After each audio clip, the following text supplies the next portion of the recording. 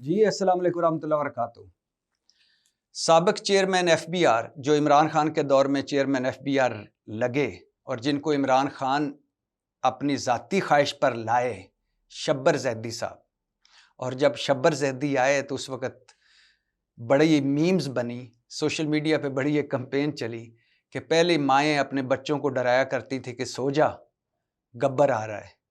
उसके बाद माँओं ने कहना शुरू कर दिया कि सो जा, शब्बर आ रहा है।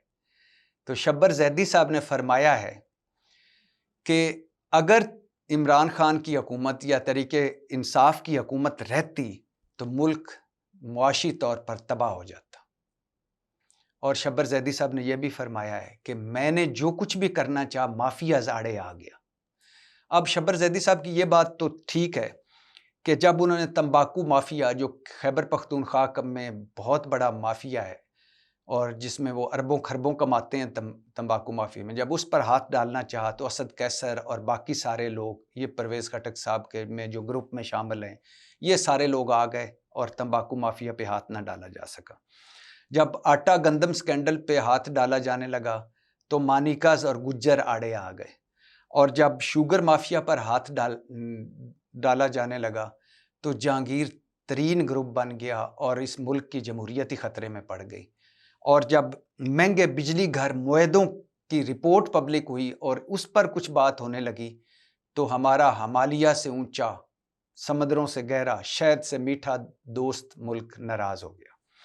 और जब ताजिरों को नेट टैक्स में या टैक्स नेट में लाने की कोशिश की गई तो ताजर हड़ताल पर चले गए।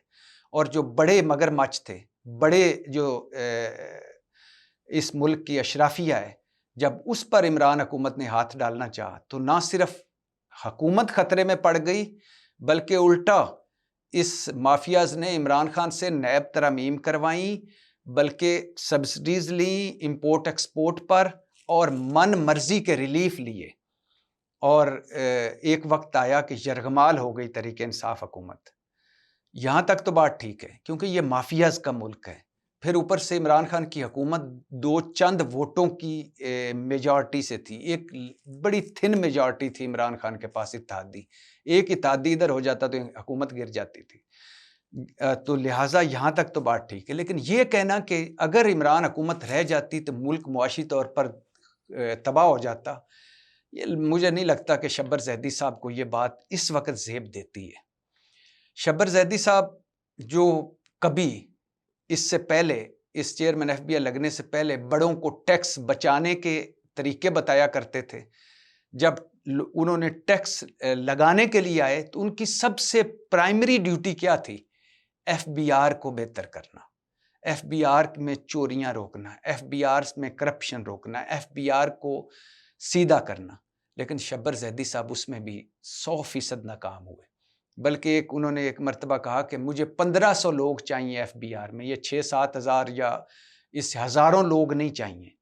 अगर 1500 लोग एफबीआर में रखे जाएं और बाकियों को छुट्टी पर भिजवा दिया जाए और घर तनख्वाह दी जाए तो फिर भी एफबीआर बेहतर हो सकती है, लेकिन वो भी ना हुआ।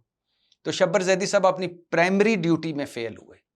दूसरी बात कि शब्बर ज़ैदी साहब दरमियान में मैदान छोड़कर भाग गए। वो ज़हनी तौर पर और जिस्मानी तौर पर बीमार हुए और इमरान खान के रोकने के बावजूद वो चले गए। अगर शब्बर ज़ैदी साहब को मुल्क और इतना ही अजीज़ था और मुआशी तौर पर वो इतने ही कंसर्न थे और अगर वो इतने ही वो माफियाज के खिलाफ लड़ने के शौकीन थे या लड़ सकते थे तो उनको रुकना चाहिए था, लेकिन वो नहीं रुके, वो चले गए। फिर उसके बाद हुआ ये कि शब्बर ज़ैदी साहब जब अधूरी गेम छोड़ के चले गए तो मामला उससे भी ज़्यादा ख़राब हो गया। अब सवाल ये पैदा होता है, शब्बर ज़ैदी साहब शायद ये भूल गए कि तहरीक इंसाफ की हुकूमत में कोरोना आया, कोविड आया, पूरी दुनिया तबाह बर्बाद हो गई। तहरीक इंसाफ की हुकूमत में वो अपने वादों, दावों, नारों पर अमल ना कर सके। उनकी गवर्नेंस परफॉर्मेंस उतनी मिसाली नहीं थी जितनी तवक्को थी। तहरीक इंसाफ की जो तकर्रियाँ थी, साईं उस्मान बुज़दार और महमूद ख़ान और इसके अलावा आईजी बदल देने, चीफ सेक्रेटरी बदलते रहना, बाकी तकर्रियाँ तबादले, बाकी सारा कुछ। और तहरीक इंसाफ में जो करप्शन कहानियाँ थीं, 5 से 10 का टोला था बनी गाला ग्रुप, जो पीछे से कार्रवाइयाँ डाल रहा था, और वो बातें सारी अपनी दुरुस्त। लेकिन उसके तहरीक इंसाफ जब गई हुकूमत, उसके बाद पीडीएम वाले वो जो कहते थे हम अरस्तू हैं, हम अफलातून हैं, हमारे पास सारे मसाइल का हल है, और वो जो कहते थे कि अल्हम्दुलिल्लाह हमारे पास नवाज शरीफ साहब की तजर्बाकार टीम है, शहबाज गवर्नर शहबाज स्पीड है, इसहाक डार की मईशत दानी है, जरदारी साहब की एक जरदारी साहब पे भारी है, मौलाना साहब की फूंके हैं। शब्बर जैदी साहब ने वो नहीं उधर नहीं फोकस किया कि इन 15-16 महीनों में तो उन्होंने इनकी कारकर्दगी ऐसी रही कि आज इमरान खान मसीहा लग रहा है कि इमरान खान की क्या हुकूमत थी।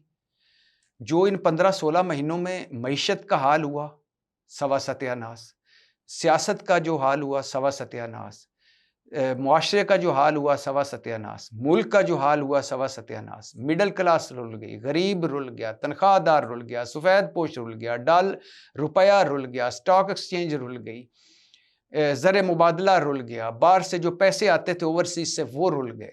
बल्कि ओवरसीज की से पैसे उन्होंने क्या भिजवाने थे, हमारे जरदारी साहब, हमारे एहसन इकबाल, हमारे ख्वाजा आसफ, ये टके टके की बातें उन लोगों को ओवरसीज को सुनाते हैं, उन पाकिस्तानियों को जो इनसे ज़्यादा मुहिब्बे वतन हैं, जो इनसे ज़्यादा कंसर्न रखते हैं पाकिस्तान के बारे में, और जो बाहर से सारा दिन मशीनों की तरह काम करके यहाँ डॉलर भिजवाते हैं। उनको टके टके की बातें जब सुनाने लगे तो वो डॉलर भी कम आने लगे, और बाहर जो हमारी तन्हाई थी वो और कम हो गई और ज़्यादा हो गई। और इसके अलावा आज जो जिस हाल पे हुकूमत खड़ी है, और जिस हाल पे मईशत खड़ी है, जिस हाल पे सियासत खड़ी है, जिस हाल पे तिजारत खड़ी है, क्या शब्बर जैदी साहब दिल पे हाथ रख के बताइए कि अगर इमरान खान की बजाय इस टीम को 5 साल हुकूमत मिल जाती तो यकीन करें ये मुल्क वाकई मुआशी तौर पर तबाह हो जाता। ये मुल्क वाकई मुआशी तौर पर अभी तो दिवालियापन के दरवाजे पे है ना, दिवालियापन यहाँ डिक्लेयर हो चुका होता।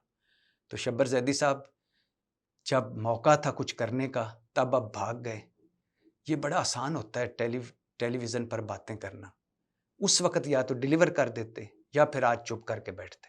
पाकिस्तान जिंदाबाद।